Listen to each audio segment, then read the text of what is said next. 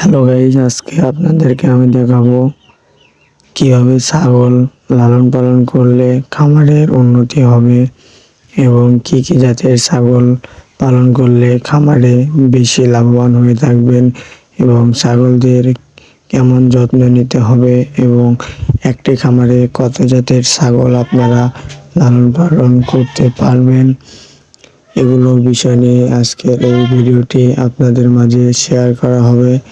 কিন্তু তার আগে আপনাদের কাছে বলে রাখি, ভিডিওটি যদি ভালো লাগে তাহলে অবশ্যই আপনারা চ্যানেলটি সাবস্ক্রাইব করে পাশে থাকবেন এবং অন্য ভিডিও চাইলে অবশ্যই কমেন্টে জানাবেন। এই খামারটি হলো রাসেল ভাই। এই রাসেল ভাই মূলত এই ছাগলের খামারটি যখন শুরু করে তখন সে তার খামারে 5টি জাতের 10টি ছাগল নিয়ে এসেছিল।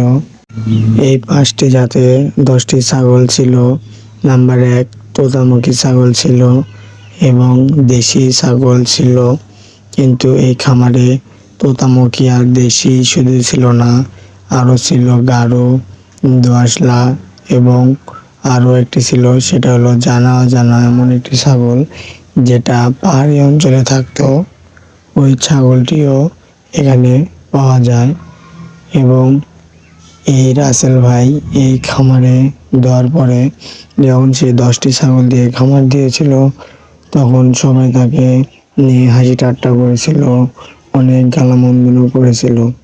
কিন্তু এই ছাগলের খামারে আজকে সেই রাসেল ভাই 10টা ছাগল দিয়ে খামার দিয়ে আজকে সেই ছাগলের খামারে মূলত 1000 পিস ছাগল আছে এবং রাসেল ভাইয়ের এই ছাগলের খামারে এত সুন্দর সুন্দর জাতের ছাগল আছে যে সেগুলো বলে বোঝার মতো নয়। এবং তোতামুখী, অরিজিনাল তোতামুখী যে ছাগলগুলো সেগুলো আপনারা এখানে পেয়ে থাকবেন। ছাগলগুলো যদি নিতে ইচ্ছা থাকে তাহলে অবশ্যই কমেন্টে আপনাদের নাম্বার দিবেন অথবা আমাদের কমেন্ট বক্সে গিয়ে যে নাম্বার আছে ওই নাম্বারে যোগাযোগ করবেন।